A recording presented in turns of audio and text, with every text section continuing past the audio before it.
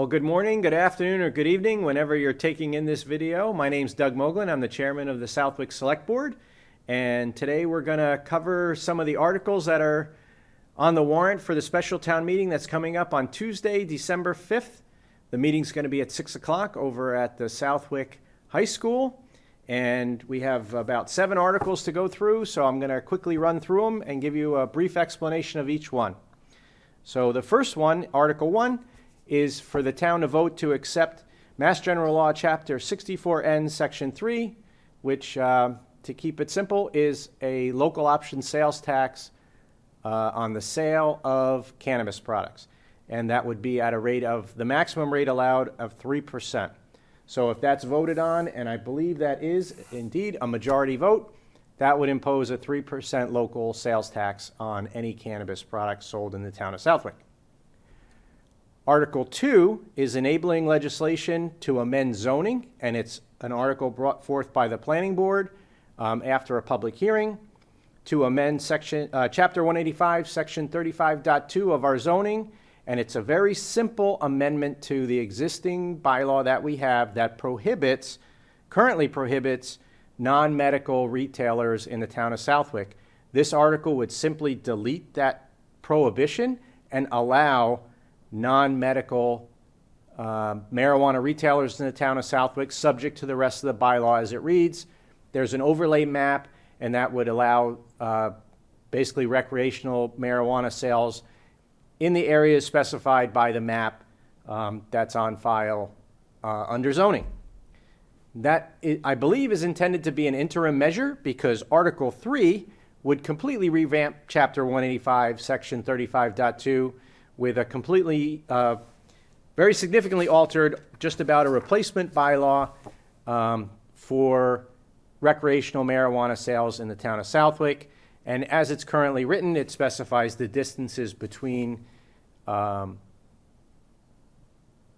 zones and a marijuana retailer, and also other retailers and things like that, and specify that the areas in which, by zone, where recreational cannabis could be sold.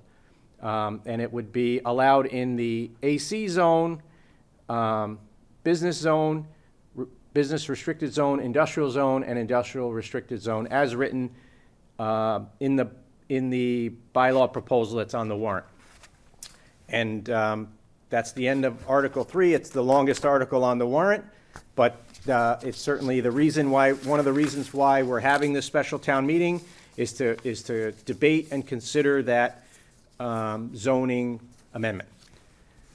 Article 4 is also a zoning bylaw amendment. This one is a zone change petition brought forth by the owners of the Crepes Tea House, and they're looking to rezone a portion of their property from the agricultural conservation zone to the business restricted zone. This is as I said, the Crepes Tea House located on Feeding Hills Road, and they're looking to change a portion of the zoning to allow what is currently a pre-existing non-conforming use to become, in their opinion, more conforming, and to allow them to expand their operation on that property. Article 5 is one of a pair of articles for the same thing, but in 2 different locations. And it's pickleball, the fastest growing sport in the country. And Article 5 is for $208,000 thereabouts to construct 4 pickleball courts at Wally Park. These will be located somewhere on the park grounds and provide opportunity for pickleball to be played there. It seems like a great location, seems like a good use of community preservation funds. And that's the Article 5. Article 6 is $115,000 to construct 2 additional pickleball courts, in addition to the 4 at Wally Park, located at Prifty Park. This was brought to the Community Preservation Committee as a package deal with the ones at Wally Park, but it was decided to have them as 2 separate articles, so here we are. We have done some tests with pickleball by laying out the basketball courts as pickleball courts temporarily. It was very well utilized, especially by our senior population over at Prifty Park. And so we're going to go ahead and construct 2 courts over at Prifty Park and make that available there. So that's Article 6. Article 7, this comes out of a citizen petition that was put forth at the May town meeting. To the original citizen petition was asking town meeting to approve having certain members of the Conservation Commission elected.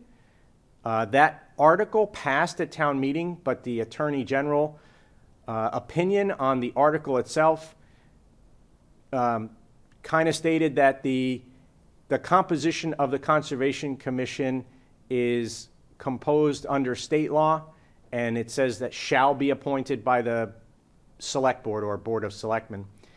So this article here was put forth by the Select Board to ask town meeting, in the vein of the citizen petition, to ask our legislative delegation to create a special legislative act to have a law passed at the state level to allow a different composition of the Southwick Conservation Commission, different than it is composed under the existing state law that governs most conservation commissions. And this article is stating that the special act should ask that 4 members be appointed by the Select Board and that 3 members would be elected at the annual town election. Basically the same for all other elected positions. You must be a registered voter in town, et cetera, et cetera. And then it also further specifies that the 3 people that, if this article were to pass and legislation was written and passed in both chambers and signed by the governor, when the election happened, at the town election, that 1 person be for 1 year, 1 person for 2 years, and 1 person for 3 years, in order to spread out the terms, and then in subsequent terms would all be for 3 years. And that's it. So that would be, it would change our Conservation Commission from having appointed members to a split of 4 appointed and 3 elected.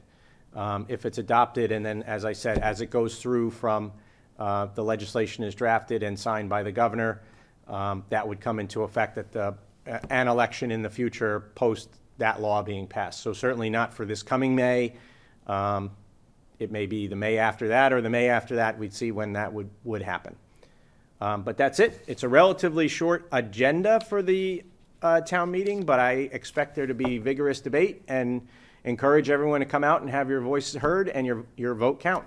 So see you on Tuesday, December 5th at 6:00 p.m. Thank you.